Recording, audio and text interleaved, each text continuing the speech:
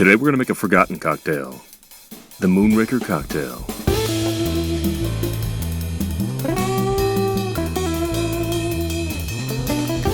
For this drink, you're going to need a Nick and Nora glass, a measuring cup, a measuring spoon, a vegetable peeler, a hawthorn strainer, and a cocktail shaker. This drink uses brandy, Kina, absinthe, and peach brandy. Or alternatively, you can use an apple brandy. This drink is named not after the Bond book, but rather an English folk story about brandy smugglers in the 18th century English countryside. Presumably the drink gets its name because of the predominance of brandy in it. I found this recipe in the Savoy Cocktail book and in the Trader Vic's Bartender's Guide. This version is based on those recipes, but I added a lemon twist that really ties the drink together. Without the garnish, it definitely feels like there's something missing. And like the Black Watch, the lemon twist is what really brings the drink to life. For a long time, this drink would have been really hard to make, particularly in the US. Absinthe was not available for nearly 100 years, and Kinas used to be pretty hard to come by. And even today, peach brandy is still hard to come by. Not only is peach brandy or peach eau de vie hard to find, but it's also really expensive. When you taste it, you'll know why. But that doesn't mean you'll want to mix it up in a cocktail. Because of this, a lot of times Calvados is subbed in for old recipes that call for peach brandy. Calvados, or apple brandy, is a lot easier to come by, and it's a lot more affordable. Obviously the Calvados version tastes different than the peach brandy version, but it maintains the intent of the cocktail.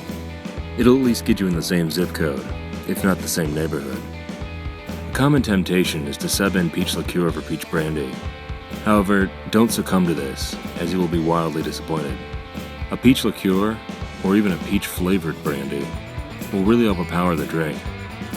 The Moonraker Cocktail is a delicately balanced drink, with a flowing range of flavors that dance across your tongue.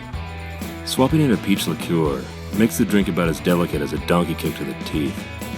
And as Trader Vic's points out, a peach brandy and a peach liqueur cannot be used interchangeably. There are some drinks that call for peach liqueur.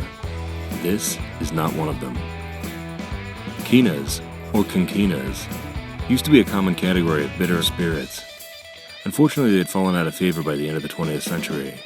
Kina Lillet was reformulated in the 80s to reduce the characteristic bitterness and rebranded as Lillet Blanc. Recently, Kinas have been getting a little bit of a revival. I like using Kina Lillet d'Or, but you could also try subbing in Coqui Americano or Lillet Blanc. If you use Lillet, add a dash of aromatic bitters and a pinch of citric acid. This is the technique I learned from the 12 Bottle Bar's David Salmonson to address the diminished bitterness in Lillet Blanc, and it works wonders. James Bond never had this drink. It's only a coincidence that it shares the name with one of the best Bond books, but it seems like one he would have liked. Kina was the secret weapon in the cocktail he invented, the Vesper. He loved to garnish his drinks with lemon twists. He loved brandy, and was even known to drink Calvados, which is another good reason to use it as a poor man's peach brandy. He liked his drinks strong, with flavors that were really bold and complex, which is exactly how I would describe the Moonraker. This drink is not shy. It's earthy and bitter and sweet all at the same time. And of course, Bond would appreciate that it's shaken, not stirred.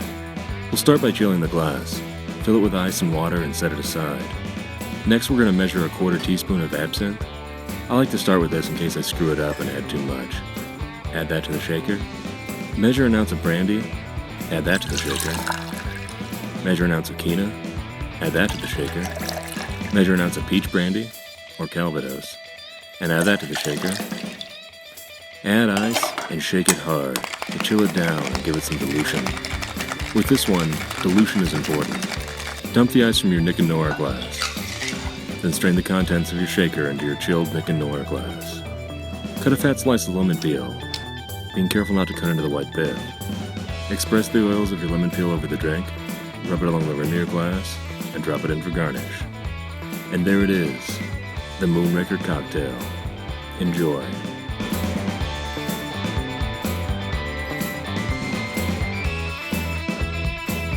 Click here for more videos. Be sure to subscribe, and check us out on Facebook, Twitter, and Instagram.